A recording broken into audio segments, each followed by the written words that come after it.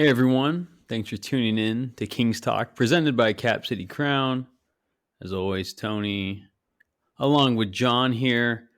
Um, Started the season 0-3. We lose to the Trailblazers in a game I was at. Those refs were, you could always blame it on the refs down the stretch, but the Kings had their own issues that we'll dive more into, and then the weekend back to back of the Clippers and Warriors. Just just a disappointing way to start this season, especially with like all the you know all the hype around this year with a full year of Sabonis and Fox and Brown. And man, John, how are you feeling after these first three games? Well, we said last week ahead of, the Portland game that it felt like just the beginning, like the point before you have a second date with somebody, because you don't really know what's happening, but everything is still optimistic. Like nothing bad's happened. Things can, like for the most part, you can't think of anything bad happening, and it hasn't happened yet. Mm-hmm. Well, the second date has come and gone. The Kings have started 0-3. And I wouldn't say it's a complete disaster. We didn't walk out of the restaurant, saying we were going to go to the bathroom and leaving and blocking their phone number. Not something I've done before, but it may have happened to me a few times. But, the second date was interesting. We found out that this other person's weird little quirk isn't so cute anymore, but it's fixable. Probably, maybe good enough for a third date, but skeptical.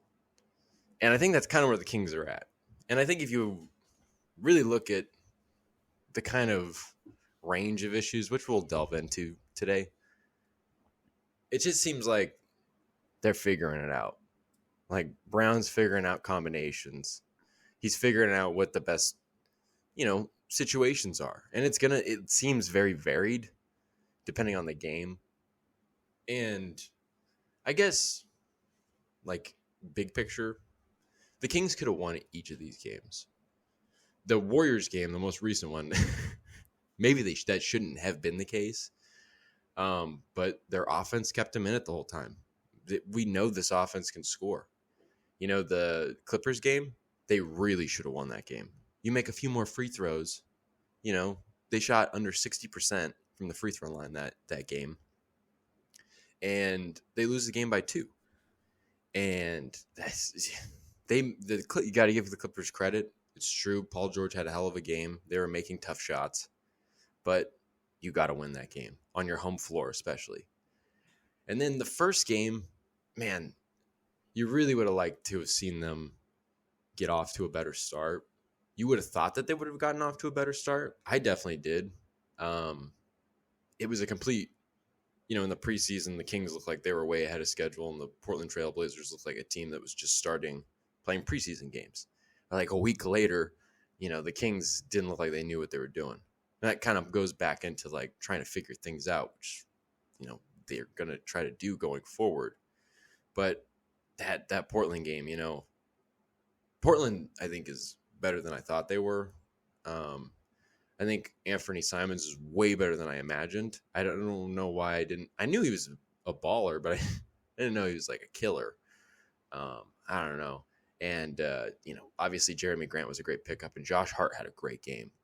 I think Josh Hart and Winslow off the bench and Jeremy Grant all had at least one offensive rebounder. They were all very active on the glass.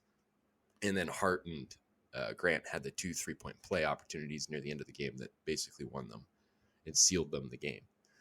But, the Kings made a lot of mistakes. They shouldn't have let a lot of those offensive rebounds happen, or those fouling and allowing 3-point plays.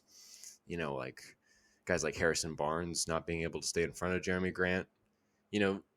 But a lot of these things hopefully will get solved.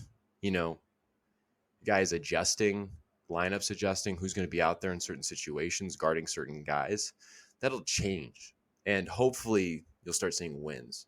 And people will point to the fact that they're playing a very tough stretch of the schedule here in these first few games. Portland was a formidable opponent. They're projected to be around the Kings in the standings the whole year. And then they have, obviously the Clippers, Warriors, Grizzlies, and Heat. And that Grizzlies and Heat game coming up, obviously, that's just like super difficult. But like Keegan Murray said, if you want to be a playoff team, and this is a rookie, if you want to be a playoff team, you got to beat playoff teams. So, I mean, we'll see. I don't know. And to add on to that, I mean, this is the NBA where more than half of the teams in the league make the playoffs. I'm just kind of sick of hearing like we have a tough schedule ahead. Like, yeah, most stretches are going to be tough schedules. Like, rarely will you have like a 3 or 4 game stretch against teams that haven't made the playoffs like the year before or aren't fighting for the playoffs. It just Mm-hmm. it just doesn't happen. There's no one in our division, or our division who's not. I mean, the Lakers are 0-3 as well, but I wouldn't say that's an easy game by any means. We got the Suns and the Clippers as well. And then, I mean, who's worse than the Kings really in the Western Conference? The Rockets, the Thunder. the Thunder. There's I only thought the Jazz didn't the Jazz win their they're first like 2 3-0. games? Yeah, no, I think they won their first 3. Unless there's like Yeah, let me look it up. they're definitely 3-0 at least. And if they play Monday night, Yeah, they are 3-0, and they played. Shoot, I don't know. Let me get ahead of this. They played a night against Houston. They played one of those like back to back against the same opponent, or not a back to back, but 2 games against the same opponent. Oh, okay. The old Houston Rockets, which you just said were one of those teams that's definitely not competing. Yeah, and so look at the Jazz. Yeah, I know, crazy, but there's not many of those teams in the NBA that aren't, like you said, a formidable opponent. Even those playing teams you can count as formidable opponents now, just because they have that playing, status kind of. I mean, there's a difference between top tier teams and not top tier teams, but I don't know. I don't know. The NBA is it's a tough league, and the Western Conference tough, and our division's tough. But kind of going back to these first 3 games, especially that Portland game, it was frustrating because you look at the first 3 games, you look at the first 5 games, and that's the one you can probably win, like the most likely chance. And it was just upsetting to see the Kings play so well in preseason, and then they come out opening night and they just looked completely different. And I know Keegan Murray wasn't there, and although he's a rookie, I mean, I think he means a lot to this team already, and you could see that in the next 2 games where he actually played.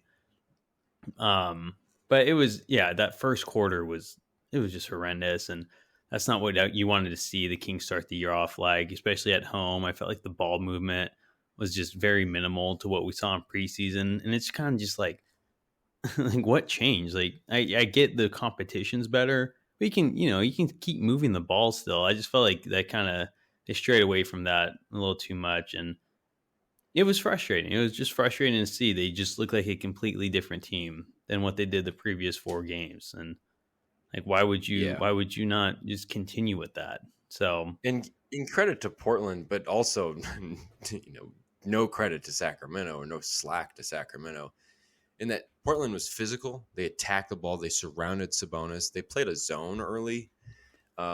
They came at him with a good game plan, and it was a game plan that in the preseason you don't see, obviously. And I don't know. I wouldn't necessarily attribute it to like the Kings not being good or the Kings being too overconfident coming into the season or whatever you might hear. It's just like they're figuring it out, and they figured out some things, and they played good spurts of basketball in that game. Like I said, they could have won it, but it's like Portland was super physical, and that seemed to really work. And contrast it with like the Warriors game. The Warriors game, they were just like whereas against the Clippers, the Kings did a pretty good job getting back in transition. but they could not do that against the Warriors very much. There's just too many times where just Andrew Wiggins was getting down there after the Kings score, just getting an easy bucket or just on a one-on-one attempt down the court in transition. And it's just like, man. So it's just like it's a mix of issues. And again, it just kind of goes down to matchups, I think, and as a large part. But you were there on opening night. That just, I mean, like I said, like not the reason why people might think it's like, okay, there was a little bit of overconfidence kind of surrounding everybody. Diehard fans that know and have been disappointed, that have had the blood drained out of them by this team for more than a decade now. You know, everybody was high on this team. And so it's just like that was disappointing, but they'll figure it out, or they have a chance to figure it out. I don't know. They could still, anything can happen. And I think that was one thing everybody did admit. While everybody was kind of high on this team, everybody was also just like, anything can happen. And also, I'm not making any judgments about this team. It's 3 games, 82 game season, very long. If they started off 3-0, I'd be saying the same thing. Yeah, exactly. It is very early into the season, and but I mean, the reason to be skeptical remains, and the Kings have a ton to prove, and it is just 3 games, and I'm not going to overreact or anything, but it is just disappointing, and it's like a lot of people are saying, look, it just looks like the same old Kings, like losing in Portland to start off the year, with some just lousy basketball and terrible free throw shooting against the Clippers, and then a 50-point second quarter and an 89-point half, third most of all time, third most points scored in a half all time. And just like these little things that just make you think back and like, oh man, it sounds like the same old Kings. And I'm not saying it is, but you definitely see similarities. And it is a new system under Brown and a lot of new players, and I don't know. It's frustrating. I'm not going to try to get too upset about it, but it is a long season, and I'm confident in Brown and his coaching staff to work out the kinks and get those better combinations on the floor. Like you were saying, he's still trying to figure out his good lineups, and but the Kings they're going to have a lot to prove this season, a lot to overcome, and it's going to be like that until they they end that playoff drought. And De'Aaron Fox even went on that Draymond Green podcast, and they were talking about the playoff drought a little, and he was saying like, we're sick of hearing it. And I think Barnes even spoke on it, not the podcast, but spoke on the playoff drought about just how these new guys, they're like, they're not attached to the playoff drought like we are. Like Kevin Huerter, he's been here for 3 games. Like the playoff drought doesn't affect him like it affects like the fans, and or like maybe a franchise player like De'Aaron Fox, who's entering his 5th season here. And so I get it. Like they're tired of it. I'm tired of hearing it, or maybe don't care so much. But regardless, it is there, and it shouldn't affect them really. But it definitely affects how the media sees us, and how other teams will see us as well going forward. So yeah. And it can hurt, I don't know, all-star chances too. Yeah. I think, didn't Brown say that, Fox should be an all-star as long as we're not losing games? I think he said that before the game, one of the games of the back-to-back. And it's just like, yeah, it's true. It's true. But you know what? You got to be honest. If they beat Memphis or Miami, like all it takes is one win against a good team, and people will be like, oh, okay. Like, okay, so they can do it all of a sudden. And then, you got Charlotte, and you'll have a nice trip to, oh man, then you go to Miami, and then you got Orlando, Golden State again. Just looking far ahead there. I guess you got to take it one at a time. But like I said, if they beat Memphis or beat Miami, start with Memphis. If they beat Memphis, the narrative will shift a tiny bit, but also a pretty discernible amount. So yeah, it will just take that one win, and it'll feel nice once we get it, especially starting off 0-3. You're hoping they'd at least have one win by now, but it's like I said, like I'm kind of sick of the tough schedule, but I mean, there's definitely not a lot of easy wins or supposedly easy wins coming up, and um, like Keegan Murray is saying, you're gonna have to beat playoff teams, and they'll have a couple chances in their next two games to do that against Miami and Memphis, and they can do it. And it just seems like they're still trying to get the hang of it. So Right. Well, kind of on this front of kind of talking about these first couple of games, it's kind of been interesting to assess who the best players on this team are. And I think we should try to establish, maybe just at this point, who we think the best players are on this team, 1 through 5. Not positionally, but, overall value to the team and effect. okay, I think we could probably agree. That De'Aaron Fox Chimezi Metu. Oh, Mezzi Mamba. Boy, I can't wait to talk about Mezzi Mamba. But yeah, yes. Stay on topic. Yeah, Fox. I know. I'll just Fox break is into definitely. it and talk. I'll talk about Mezzi for 40 minutes. Yeah, just take it the rest of the right time. It's almost like a tragedy in a play. But it's also got some beautiful moments in it. Right. He's gonna have a redemption arc this season. I can't wait. But yeah, sorry. For now, continue. For now, he's not in the top 5, and very clearly, De'Aaron Fox is the best player on this team right now, easily. And I just don't think there's any question about it. Just what he's doing on both ends of the floor. Over 30 points a game on average in 3 games, and getting involved on the boards, getting assists. I think he moved into like top 3 all-time Kings assist leaders. Top 3 past Spud Webb. Yeah, behind Mike Bibby and Mitch Richmond. Yeah, so that's cool. Yeah, that's pretty. That's cool. De'Aaron Fox. Hey man. Yeah, he's now that I think about it, he passed a couple days ago. He passed Weber for the most games scoring most consecutive games scoring at least 20 points. He was doing that at the end of last year, and then he got hurt.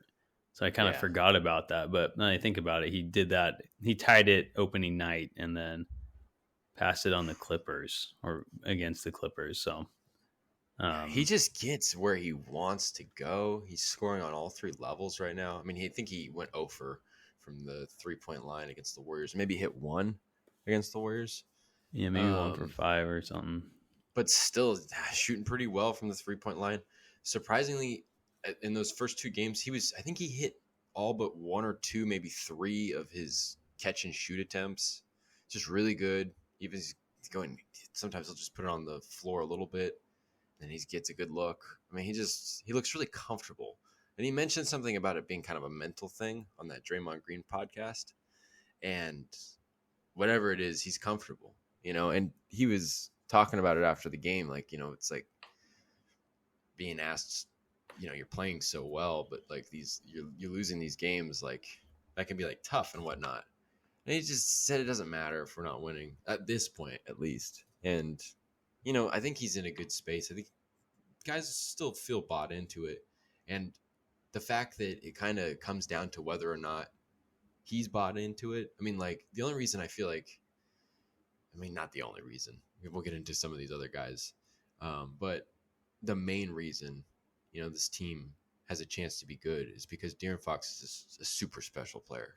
And he's just, if he can just do it from start to finish, we said he's going to show how great he is. And he's getting off to a great start, which is, it's 3 games, but it's exactly what we wanted.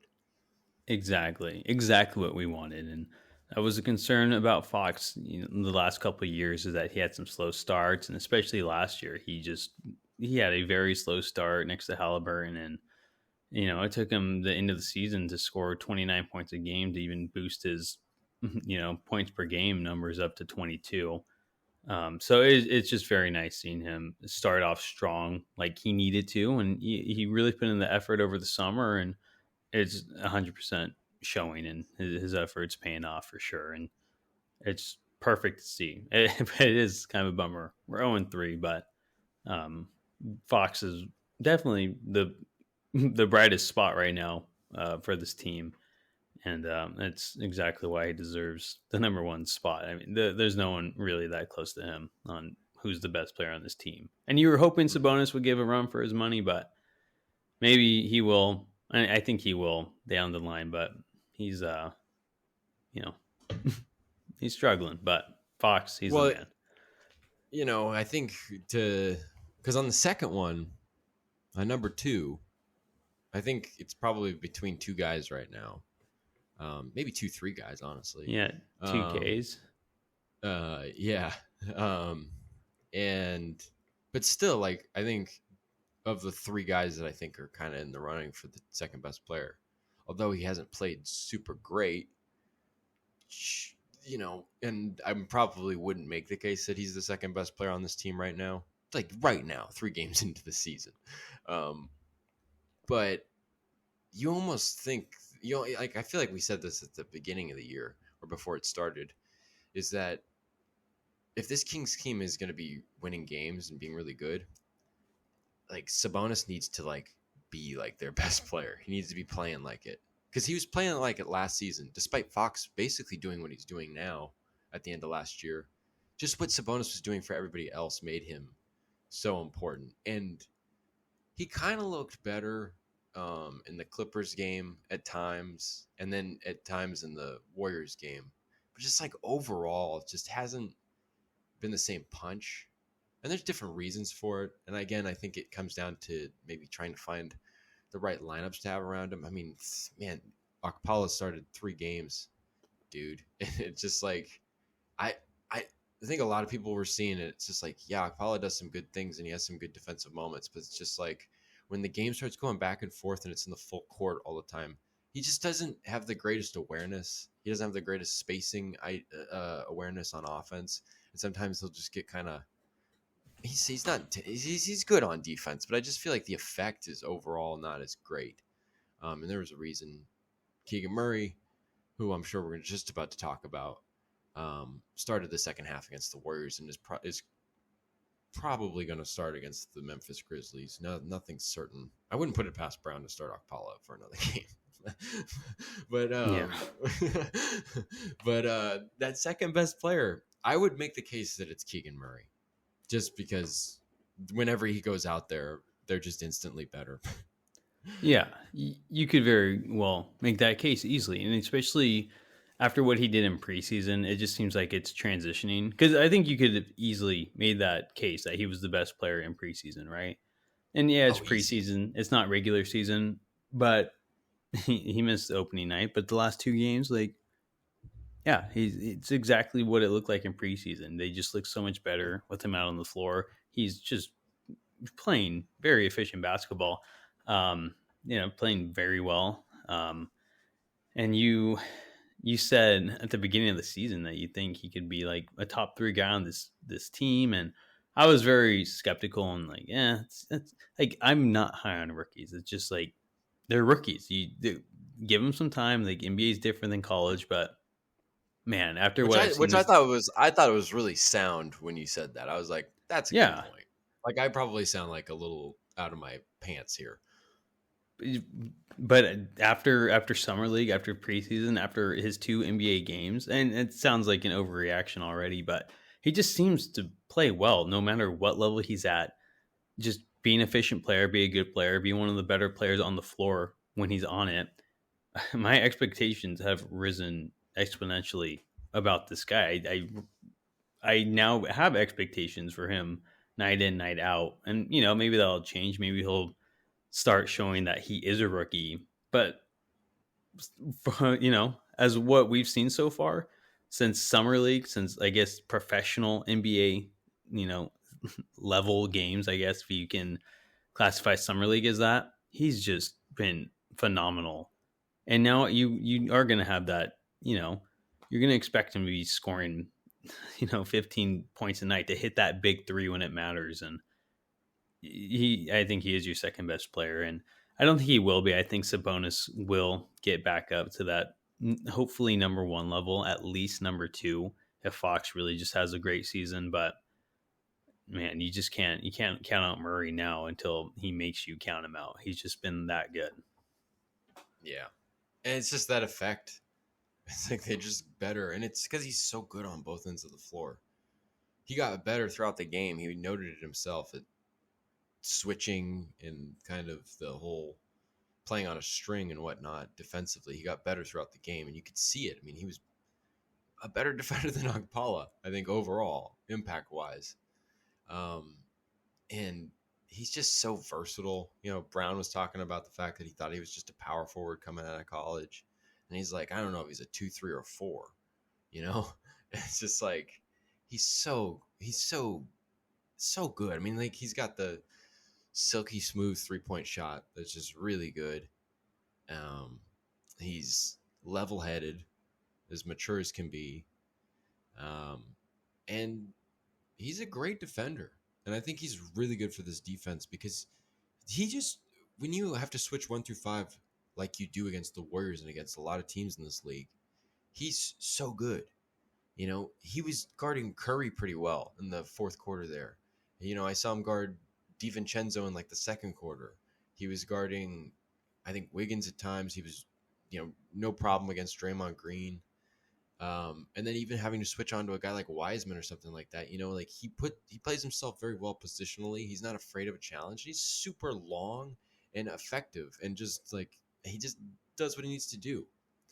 And I don't know. It's like what Fox said about him. Like everything he does is efficient. He doesn't have any wasted motion. He doesn't have he was making all these points about him, and it's just like, man, he just plays the game the right way, and it's almost like you just need guys that have pretty good physical assets because he's 6'8", pretty long.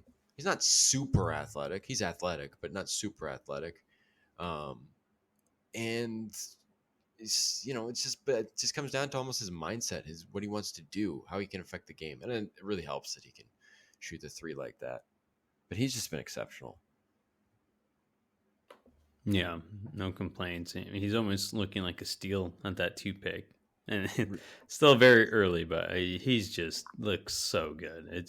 I wanted to make this point last week, and I forgot to make it. But it's like just seeing how good, and it makes it makes way more sense now, just because we've played 3 regular season games now, or we've seen 3 regular season games. I have not played in any of the games. It's ridiculous. I can't get Coach Brown to put me in, but I remember doing all this reading, all these draft gurus, these wizards, that know all this stuff. I'm reading all this stuff throughout the summer, or the spring and the summer, trying to learn about these guys. And I'm reading about this guy, Keegan Murray. And I'm like, he's a good, solid player. But he's just that's all he's going to be. And I'm like, well, that could work for the Kings because he could just be a kind of a plug-in player. I had no idea he'd be like this. And it didn't seem like most of these. There's a few guys I can't think off the top of my head who specifically. There's a few guys that were like, this guy's legit. But you read those mock drafts, he's going 4, 5, or 6 or 7 in a lot of those, and it's just like, huh? And it's just like, yeah, all this stuff. It's just like he'll provide this and that, hard worker on both ends, all this stuff. And it's just like, man. I am, and I kind of knew that a lot of that's not 100% true, but you do all this reading and you just fill your brain with all this garbage, and it ends up totally misdirecting you to the wrong thing because he is the real deal. And that's not to say Ivy's not the real deal. Ivy looks like he can be good, but is he gonna be winning games in his first couple of years? No, he's gonna need a few years to really be an effective player. Keegan Murray, we said it about Halliburton when he was a rookie. And maybe a little bit about Davion Mitchell, more about Davion Mitchell's work ethic than anything. But Halliburton on and off the floor, it's just he felt like a seasoned vet. It's Keegan Murray, he plays the part too. Like he could play a 40-year-old man in a movie. Just put some like Fox said, like you just put some facial hair on him, basically. Yeah. I don't know. He's been great. I feel like we could do Chimezie Metu. We could talk about for 45 minutes, but Keegan Murray, it's like an hour and 45. Yeah. It's something special. And man, I mean, they were saying that, I think like after we drafted him and maybe after Summer League and what he was doing, they were saying that a lot of GMs said that he was the number 2 pick, and it's definitely showing. Exactly. And I can see why Bancaro was number 1. He had a really good debut, even though this is a Yeah, he's legit. Kings talk episode. But yeah, he looks legit too. But Murray's just, he's showing, why that he was rated so highly. And it's just like kind of like what you're saying. You're reading those articles. It's like, yeah, this guy can be like good, but it's just like he didn't. I think, I don't know. Maybe athleticism is just coveted in the NBA. Just like Jaden Ivey, just like this physical. Like he just has this crazy athleticism, and Bancaro is just this huge guy and physical, and just athletic guy for a big as well. And you got Holmgren, who's just like this, I guess, kind of like that unicorn, and like that Kristaps kind of guy, just like, wow, like what can he do as like a 7-foot guy? And then you have Jabari Smith, who seemed like the better 3-point shooter, and then Murray, and it's like, okay, like he can be a Kevin Durant type of player, but then you can get to Keegan Murray. It's like, okay, like a stretch 4, I guess. Like you can play good D. Just like nothing like popped out. Everyone else had these comparisons, and like their potential was this, and Keegan Murray just was. It just like nothing. Nothing was exciting about his game. Like, which isn't to say anything, but I think I that's. mean, like, yeah, he shot 40% in college from 3 in his last year in college, I should say.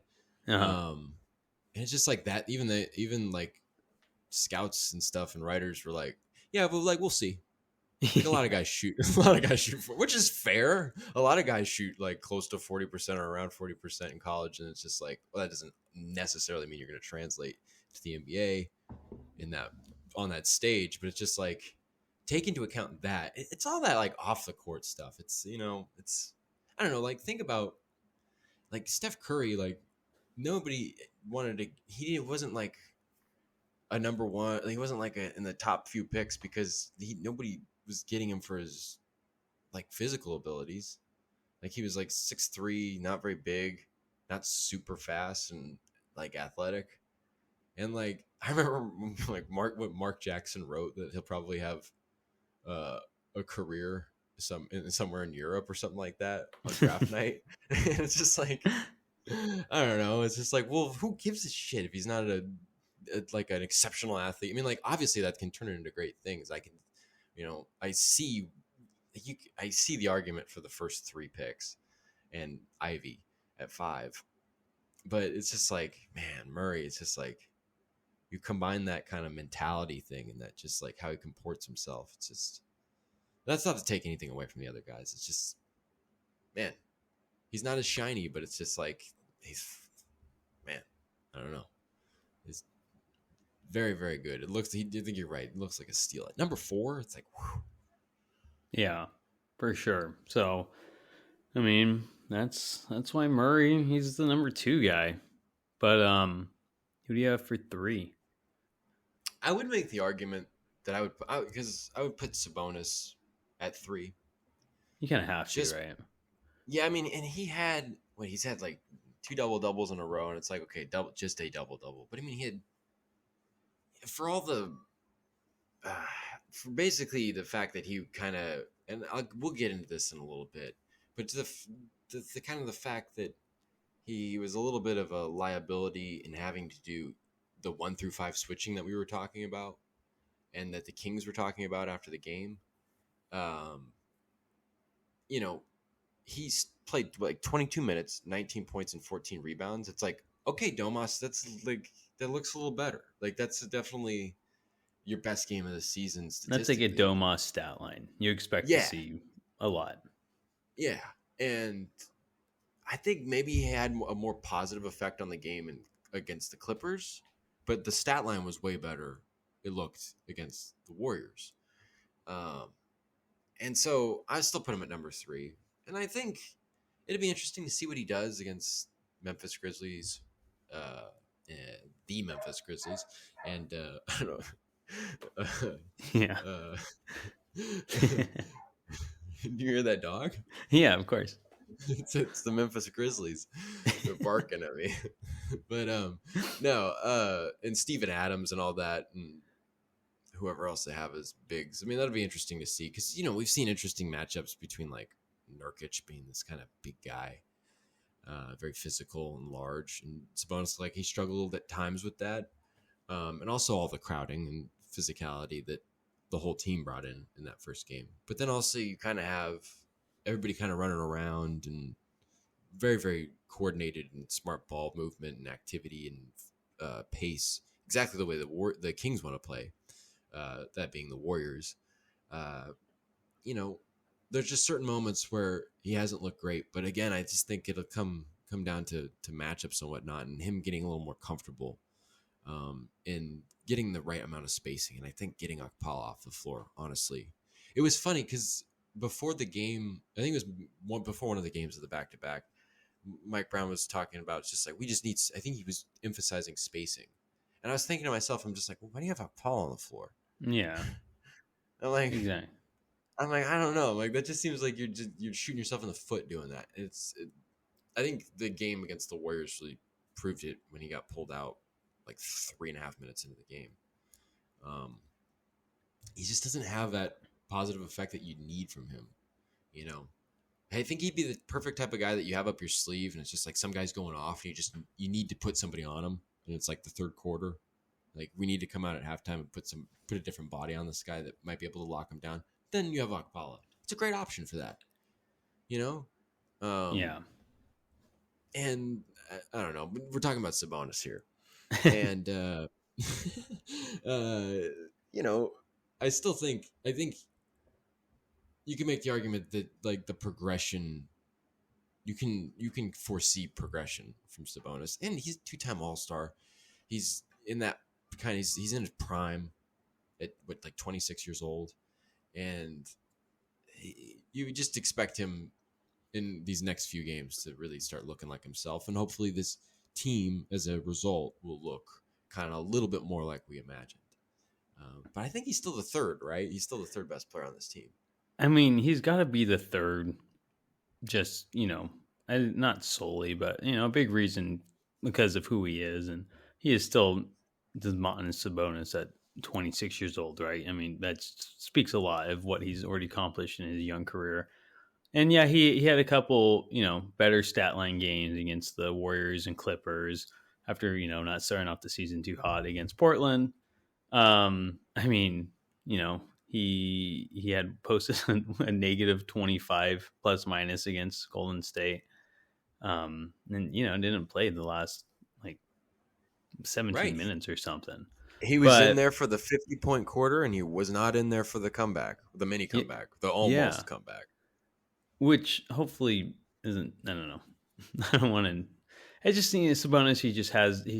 He struggles on those more athletic players, more athletic bigs than him, like the small ball guys, and um, switching onto people. And that was the issue in Indiana, was that he was their power forward behind Miles Turner, who was the center, and it just didn't work out because Sabonis he struggles at the power forward because of those more athletic guys that play the 4 instead of the 5. But when he's forced to face more athletic guys, he did not look good. And even like, against like Nurkic, he seemed like he was getting bullied around a little. So he definitely needs to figure it out on defense. I know he's not like the best defensive guy ever, but he needs to be better than what he's been doing so far. Yeah, he looks a little indecisive at times too. Mm-hmm. I think against the Warriors, because this was kind of the prime example of it.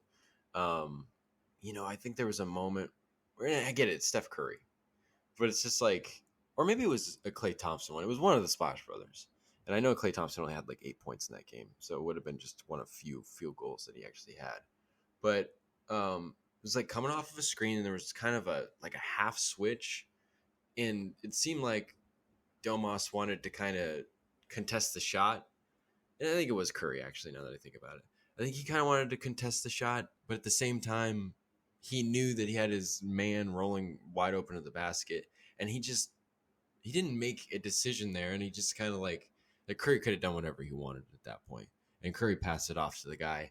And I get it, that's tough, and that's exactly what the Warriors are drawing up there. But it's just like, I don't know. There was the indecisiveness that I'm pointing out there, and also I mean there I wouldn't worry too much because I still think the team needs to get better on a string, and I think they made improvements throughout the game, and they've made improvements with each game for the most part. I mean, they looked really bad defensively in the first half of that game of the Warriors, but I think guys like Malik Monk and Terrence Davis, they are like they're contesting shots in the paint. Like there's a few instances where they have like deflections or blocks even on backside help, and so like I think it's just getting down to that a little bit more, rotating, um, which I think again I don't know if Akpala was always necessarily very good at that, but like I think you give credit where credit is due to Monk and Davis, and maybe some other guys that I'm not thinking of off the top of my head, but you get a little bit more of that, and that'll really help Domas. And I think it's like I said, you could foresee the progression, him getting better. Mm-hmm. And you expect it to. You don't expect him to, play, I guess, even that poorly on defense all season long. Or, I mean, the stat line looked a lot better against Golden State. But, like you said, like the stat line looked better, but he was a little more effective as a player against the Clippers, even though the numbers didn't look as good. But you just expect him, and a guy, with his talent and, he wants to win too, and he gets it. So, you'll expect him to improve, and it's hard to throw him below the third best player on the team. And I think like I said, he'll at least climb up to number 2, unless Murray just or Metu just goes off too. But yeah, no, you definitely want Domas at 1 or at least close to 1. Yeah, exactly. And if Fox is, giving Sabonis a run for his money for number 1, and Sabonis having a good year, then I mean that's when you're looking, I think, seriously at playoffs and a couple all-stars. But Sabonis 3, number 4. I think I know who you're gonna say. This is easy. It's Kevin Huerter. Yeah, easily. And he's so important to this team, obviously, because with him not hitting threes against the Warriors, that kind of hurt the team when you think about it. And now you can't rely on him to, shoot, exceptional from beyond the arc every game. You got other shooters on the team to do that. And credit again to Malik Monk, who had a bounce back game against the Warriors. I think went 3 of 6 from 3. He had a pretty nice game. Yeah. And but to keep this about Huerter, I mean, Huerter's just looked good. And I mean, I think defensively he is what he is. He's like still not exceptional, but he's pretty good. But he's just so good offensively. He's just such a good shooter. Yeah. He's a sharpshooter we've lacked for a long time. Like a legit, like I trust this guy to make a 3 kind of guy. I kind of had that in Halliburton, but you wouldn't really consider him a sharpshooter in the sense Huerter is. Like I just feel like the Kings just have not had that essentially 3-and-D kind of guy that you think of Huerter as. And I mean, shoot, he looks so good against Portland. How many threes he hit? 6? Yeah, I think so. I got it right here. But he's just, man. That's why we got him. And he hit 6 of 9. 6 of 9. It's crazy. With some clutch threes too in there. I remember he had a play where he pulled up like, way early in the shot clock. He dribbled it up, pulled up like 4 feet behind the line, drained it, and then got a steal and then like a transition dunk or layup or something. He's just like awesome. And easier number 4. Because not to foreshadow anything, but I'm interested to hear your 5 because I don't know if I have a clear cut 5th best player. But Herter's easily the 4th. Yeah, just to stick with Herter for a second, because Yeah. because I think Herter's great, and if you had he's perfect. He's the perfect guy to be the fourth player on this team, and I would expect him to kind of stay there with kind of the top three being Fox, Domas, and Murray in different orders at different points in the season. We'll see. But Herder at 4, like I expect that to be a consistent thing. He's very, very good. I was watching the Warriors broadcast against on Sunday, and Bob Fitzgerald, who I really liked as a sports talk radio guy when I was a kid on KMBR. I never really liked him. And I'm not dissing the guy. He just, I don't know. It's just like an interesting. He just is, especially since the Warriors been really good. He just like comes off as probably the smuggest commentary guy, TV commentary guy in the NBA. Just like, I don't know. And I get it. Like the Warriors should beat like everybody at the end of the day, but it's just like, I don't know. They just always pointing out how much better they are, and he just kind of again, he's just kind of smug and silly, and I don't know. I like Kalena Azubuike, but I was listening to them and they were talking, and I don't even know if this is a thing. I think maybe some people have said it, but we haven't said it. People they were saying like, oh yeah, and everybody, Herter's a good player. Gotta love Bob Fitzgerald. Like he's an exceptional player. He did really well in Atlanta. But people are trying to say that he's kind of like it's gonna be like Klay Thompson. What I say, you got a little bit of ways to go before you Klay. I'm like, who's saying he's like Klay Thompson? I'm like, what are you talking about? Shoot. Well, I don't know. That's probably what it is. Honestly, just kind of like. They're looking at the pigment or whatever, but it's just like it's one of these things where it's just like, damn, like we gotta be defensive about everything with this damn team. I don't know, but it's just like Herter's super good, nonetheless. Anecdotes aside, he's really good, and we were talking about it I think at the beginning of the year because he was like averaging like 12 or 13 in Atlanta. Yeah, maybe even a little less, maybe like 11. Yeah, and it's just like we were talking at the beginning of the season how much he's going to average. I think we were doing the over under, and which I think was set at 12.5. Yeah, he had 12.1 points per game last year. And I think you took the under on it. I did take the under, and I took the over. And we were talking about it, and I don't know. How do you feel about that? I just thought about that. I don't know. We'll see how the rest. I'm still. I mean, I love Herter, and I think he's gonna be kind of like he's gonna have some really good games, and not games he's gonna be terrible. Like he was pretty bad against the Warriors, like 3 for 14, 1 for 8 from 3. I'm not saying he's going to be like that every game, but there's going to be some games where it's like he's a little quieter and maybe doesn't touch the ball as much or so. I think I'm assuming that's what happened in Atlanta with guys like Trae Young and John Collins. And, sometimes you're only able to score 11 points even when you're, getting a decent amount of touches. So I'm still okay with it. We'll see how the season goes on. He played really well against the Clippers and Warriors, but we'll see. I'll stick with my under, but like I always say, I'm definitely hoping he hits the over. Yeah. I think he'll probably. I think he could score closer to 14 a game. Yeah, you would hope so. You'd hope so. Yeah, because definitely he's not gonna shoot, like 60% from 3 or whatever he was doing in the first 2 games, hitting like all of them. It seemed like. But he's good. He's a steady player. And I think he's been playing as the starter basically the whole way through from camp through now. And it's just like, I feel like he's got pretty good chemistry with Fox, and that's got to be building pretty well with Sabonis and whatnot. So yeah, he just looks good. Looks really good. But I want to hear your 5.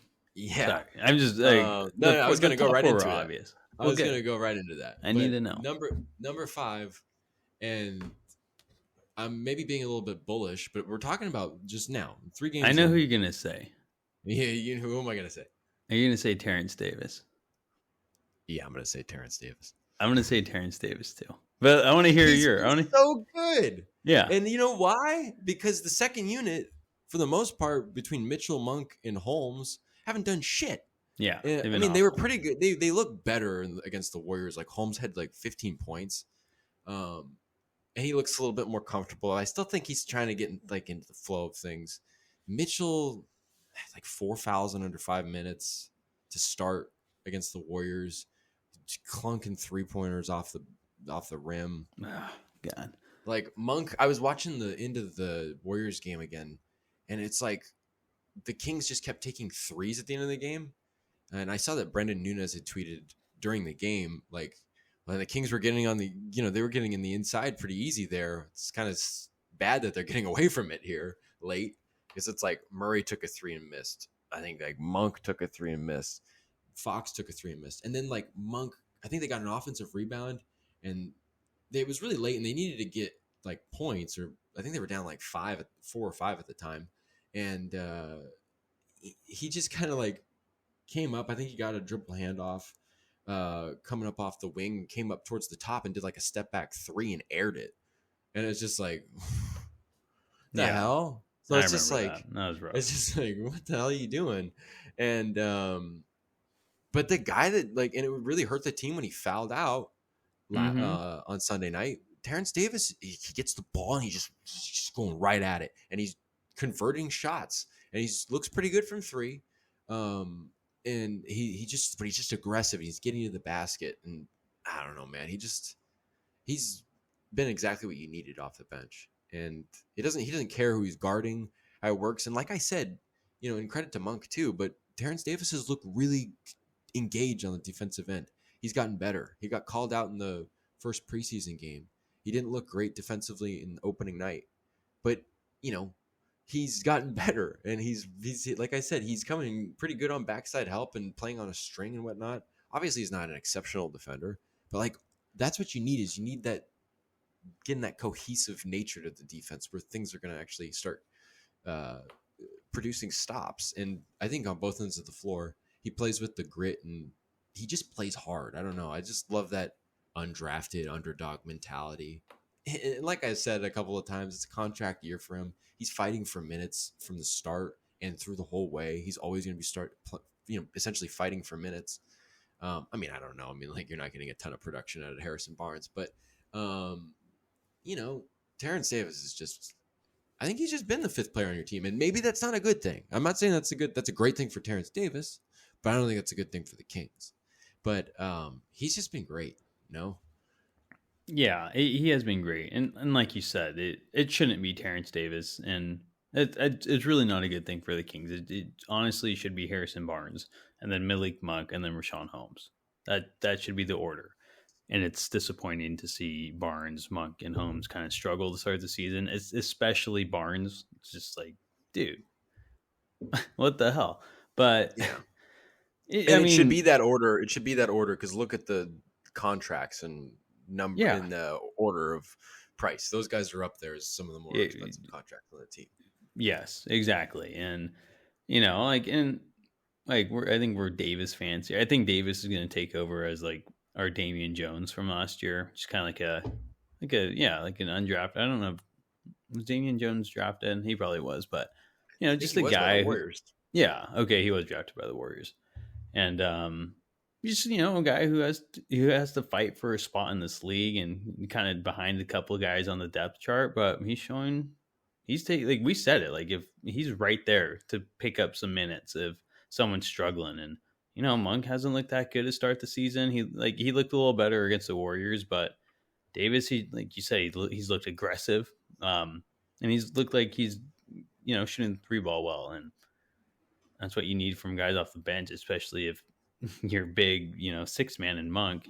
I mean, he scored 0 points against the Clippers, so Davis, he's just looked good, and you expect him to play like that all the time. That's what you love. Whether he's starting, whether he's a third string shooting guard, wherever he is, he's gonna play with that same kind of tenacity, and he's showing it this year, and you just love to see it. And you wish he wasn't your best player at the moment, but you got to give credit to him. And hopefully the other guys like Barnes and Monk and Holmes, like we mentioned, who should be competing for that fifth spot, they see it and they step up their game, because the Kings won't be good if those three continue, or four if you count Mitchell in there too.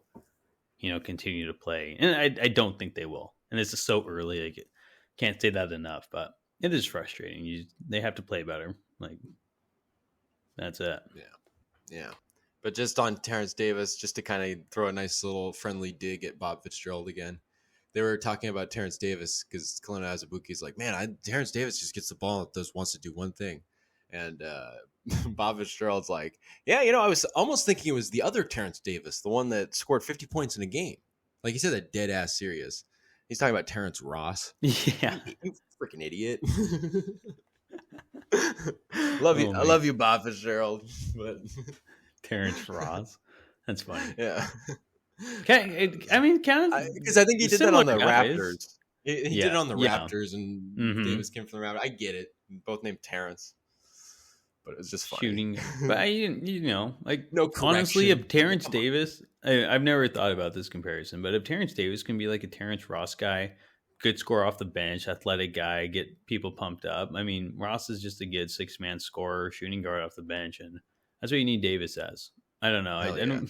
You just said that. I'm like, that'd be awesome if he could be what Terrence Ross is, like an electric scorer off the bench. And I can see how you can get the two mixed up. I think they both shooting guards, headbands, they have similar types of play. So that's fair. That's fair. But yeah, it's a good point. But yeah, completely different people. Yeah. I guess that since we kind of went through the top 5 players there, we kind of alluded to it there. But someone we expected, or maybe at the beginning of the season, assessing and appraising this team, we thought top 5 players. One of them would have easily been like the third or fourth best player would have been Harrison Barnes. Yet Harrison Barnes has looked like, overall, he's kind of looked like one of the worst players out there. He's not getting a lot of points production. He's had some rebound production. He doesn't look great defensively. He looks like he's lost a step, maybe a little bit. He wasn't like he was exceptionally fast or laterally quick, but he looks slower. He's, making kind of boneheaded mistakes. He had a couple of silly turnovers against the Warriors, and he's also been missing free throws. Like we talk about the free throw thing, and the Kings came back and hit free throws last night, but I think Barnes went like 4 or 7 from the line against Golden State. No, 2 of 4 from the line, but I think it was 4 of 7 against the Clippers, and he's just been consistently bad. Whereas Domas went 7 of 8, and Fox went 3 of 3 against the Warriors, so they bounced back.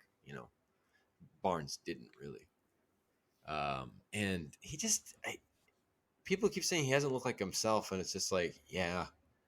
And it's just like, I don't know. I mean, like, Fox said, like, we got to make things easier for him as a team. And I'm like, I don't know. I mean, like, I've read a lot of people saying that he should be playing power forward, maybe even off the bench.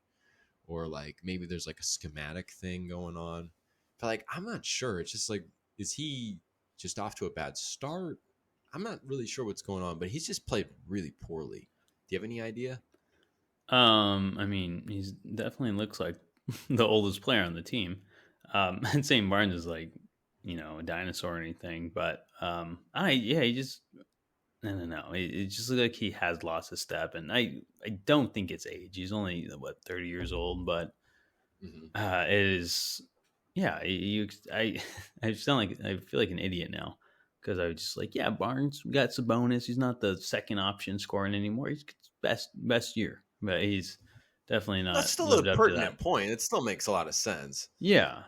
But I mean, and who's to say he won't? And he, it's very early, but he has not looked good these first 3 games. And like a note on that is that's why I was a little upset when we cut Bazemore. I don't know. I didn't feel like Akpala, Maneke, and Metu all three deserved to make the team personally. I felt like that was a little, you know, Brown being biased about his Nigerian players. And I feel like this is when having Kent Bazemore a legit three in this league, regardless of how he played last season on the Lakers, like, yeah, at least he's a legit three you can plug in because Barnes does not look good. And I don't know. I kind of wish we had Bazemore at this moment, and you know, because I said we needed Bazemore to give Barnes rest, but I mean, you also need Bazemore in case Barnes plays poorly, right, or whatever. We still don't really have that backup small forward, and I don't know. It's a little frustrating that we don't have him now and cut him in favor of Mete or Maneke or even Akpala. I don't know. I think I'm just a little. I'm a little upset about that situation. All three of those guys making it. I think it's coming out now. So Yeah, it's interesting. I hadn't thought about Bazemore, but he probably would have been helpful against the Warriors. That whole yeah. 1 through 5 switching. He's a Mm-hmm. great player for that. I mean, he's only 6'5", but he's long and athletic. Yeah. And I don't know. I don't think he's gotten picked up by anybody, but he was surprised that he got cut too. Yeah, he had I like an was too. Instagram post or something. He was like shocked it appeared, and people were talking about it being an option, but we even said like, yeah, but like you need this guy. Like I feel like he's kind of like you need that guy, and he just went with the. I mean, maybe the trust pays off in the long run, but Mm-hmm. you could see clear uses for Bazemore right now. Yeah. And kind of to scoot things back to Barnes, because talking about losing wing depth, I mean, like you're losing even more wing depth than that. Not Curry, Murray is going to be starting now. Terrence Davis has essentially been your backup three, for the most part. I mean, because Murray's kind of been the starter, in a way, getting minutes wise. But like you're really kind of going full on with like Terrence Davis being your three, maybe Akpala getting minutes in there as kind of like a backup in some sense. We'll see how much playtime. But Barnes, you're talking about the starting lineup there. It's like you almost want Barnes. Like I feel like you saw Barnes guarding Wiggins, and I don't think there were like moments where Wiggins blew up like Barnes or went by Barnes or anything like that. But like you almost wanted to see Barnes being a less like mobile, less athletic, I think, than Murray. In probably, I wouldn't say that like Murray's weak or anything like that. He can hold his own against fours, but I almost would say Barnes is like a little stronger. He's definitely more of a man in a way. You almost want to see Barnes play the four. They're just kind of like parroting what other people have kind of suggested. Maybe that helps in a way. Yeah. I mean, I think Barnes has historically played the four better than he has the three, at least on the Kings. Like, I mean, their lineup of death, like, quote, lineup of death, has always been when Barnes was at the four. And maybe you move Murray to the three, at least defensively. And yeah, have Barnes man that four position defensively, and Murray a little quicker than what Barnes is showing, and can keep up with those small forward wings instead of the power forwards, and maybe that'll help a lot. So I'm not opposed. I don't think Barnes should be coming off the bench at this point. Still too early.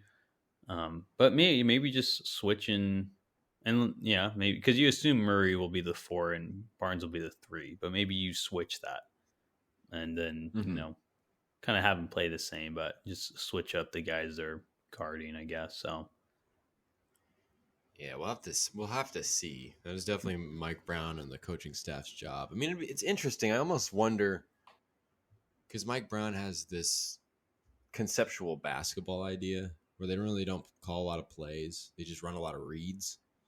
And as we've seen, that's kind of gotten off to a rocky start. The ability to do that, at least like they figured it out throughout each game in a little bit, and like each game they've almost looked more effective on offense. But like you almost kind of want to see them Brown kind of has made the emphasis. He's like, I used to be more of an X's and O's guys, but I'm more of like a kind of like a motivator kind of guy. And it's like, whoa. Maybe you need to get back a little bit more to the X's Yeah. and O's. Because I think that's a little bit needed. I mean, like, you know, one of the things that makes Terrence Davis like so effective when he's so aggressive and whatnot, it's just like, what the hell is everybody doing? Like Terrence Davis gets the ball and he's making a play, and Davion Mitchell's making plays sometimes. He's had some nice moments, getting in toward the inside and dishing, passes to other guys, and his mid range shot hasn't looked terrible. But it's just like maybe this conceptual basketball idea, maybe you build into that, maybe because he kind of just dropped this team into the deep end in a sense, which is fine. They're kind of fending for themselves without floaties, but I don't know. It's just I'm not a coach and I'm never coached basketball before, so I can't speak to it. But it's just like it's an interesting thing that conceptual basketball. Yeah, that is a good point. Like maybe he does just need to get back to the X and O's, but he'll figure it out along the way. Hopefully, he doesn't try to reinvent himself and like, hire him for the exact wrong reason. So, Right. I trust Brown still, and he's a good coach, and he has a good track record. So he'll figure it out. He wants to win as badly as the players do. So hopefully, it's just a matter of time until we actually get on track. And like you said, the read system, it's a little different, and I can't imagine it's easy. So He's got to they get are, he's got to get the right lineups against the right matchups. He's got to just mm, figure that out. And I think that'll just yeah, come like 10, 12 games into the season. He'll have a good idea. And yeah. hopefully you're not like too far behind. I agree. But still, it's interesting. Maybe you want to start off with plays in the game, kind of have a plan. Yeah, I don't know. Yeah, But I don't know. Again, I don't have any idea. Yeah, exactly. No idea. Hopefully, and maybe that just comes with chemistry and everything. These are a lot of new players still, and regardless of preseason and training camp, the NBA regular season's a lot different, and still, learning those reads and the chemistry with each player. And like you said, Brown's rotations and situational rotations and stuff like that, and who plays well together. It's very early, and you never really want to get behind, but especially with the schedule ahead, we might get a little behind. Hopefully not too far, but hopefully they figure it out, sooner than later. But it could take a few games, like you're saying, for that to all really start to click. I mean, we saw like the Pelicans last year. They started off 1-12 with a new head coach in Willie Green, and they ended up making it to the conference semifinals or the divisional round. Is that what it's called? So many rounds Like in the this. playoffs, but they started off 1-12 and new coach, new system. Now it still made the playoffs. So even if it somehow gets to that point, I don't see them starting off 1-12, but there's always hope. Right. I feel that. Yeah, it's just a matter of time. And well, it's kind of fun to figure it out. It would be less exciting, I think. At least for me, I feel like, and for maybe other people, it'd be a little less exciting if they came out and killed it. Build up the suspense of trying to figure it out, face the adversity early. Yeah, that's true. Better to face adversity now than it is when you're, down the stretch and you start losing some games when you need to win them. So we'll see. We'll see. Certainly.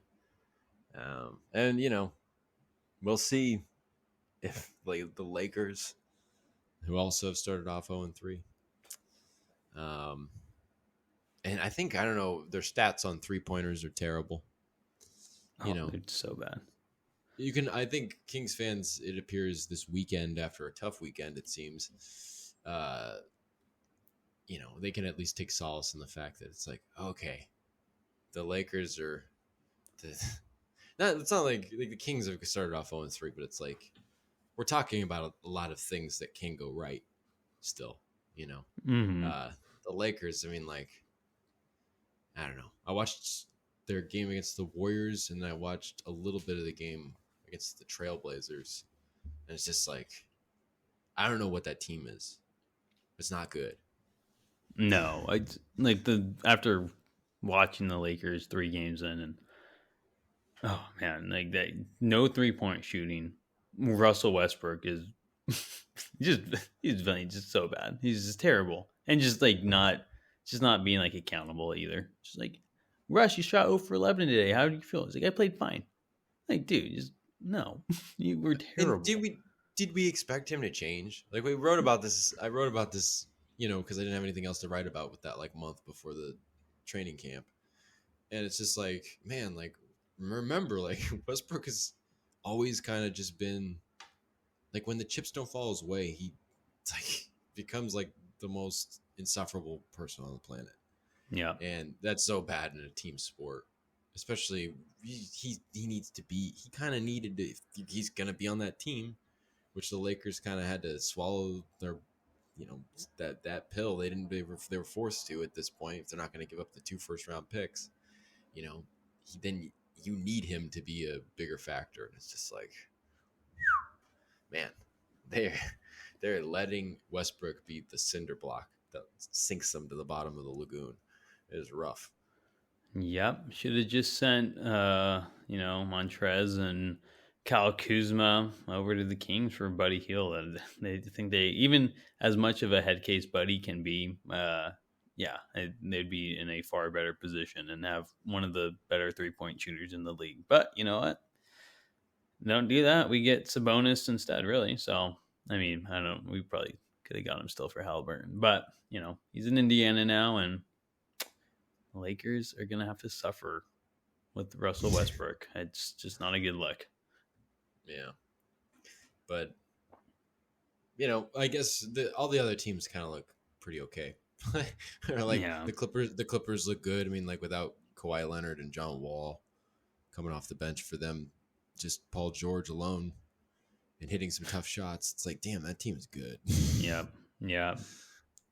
It is a good team, and you kind of forgot about it. Not forgot, but Kawhi was out all last year, and I don't even think they made the playoffs. But I mean, Paul George is really good still, and especially with Kawhi, and you got John Wall as well, who is not the same player as he once was, but you assume he'll still be somewhat productive, and they got a good coach in Lou, and they're going to be good. And Phoenix is, I mean, it's a good division. You got Phoenix, and they're Phoenix. Right? They went to the finals 2 years ago. They're going to continue to be good, and Warriors are the Warriors, and they're going to continue to be the Warriors. Mm-hmm. Yeah. No easy wins in the division except maybe the Lakers. But, I mean, that's still never an easy win. Yeah. I mean, we'll see if they start dropping like flies injury wise. Yeah. It's only a matter of time until Davis is, you see that in breaking news that Anthony Davis is out for 2 months for whatever. Right. Yeah. But it's interesting. I mean, like, I guess the one team that we forgot is the Phoenix Suns. I kind of thought that they were going to come up and struggle this year because I was just like, man, I would almost take them as a good under because they just seem primed to have a turmoil-filled season. I don't know. They come in, and they looked all right. They look pretty good. So it's definitely tougher than maybe some of the more hopeful would have liked. But yeah. The Warriors, though, they haven't looked great defensively. Yeah. And sometimes their bench is a little inconsistent. Although I do think that like JaMychal Green was a great pickup for them. Because Otto Porter is great, but like JaMychal Green, I think you're gonna get more games out of him. And he's still a very productive player. And then I think Dante DiVincenzo, I mean, obviously he's not GP2 on the defensive end, but he's a better two-way player in my opinion. And we know what DiVincenzo can give. So I think the Warriors got a little better, but they have a few things to figure out, but they're still really, really good. So that's not a knock. But no. It's tough. And it goes back to what Murray said, just you got to beat these good teams if you want to be a good team. And it's as simple as that. And, it's like whatever about strength of schedule. Every game is tough. Yeah, they have to beat the good teams, and they'll have a couple chances in the next two games. Memphis on Thursday, Miami. I don't know, when do they play Miami? Friday, Saturday, Sunday? I I think don't it's even know. Saturday. Is it Saturday?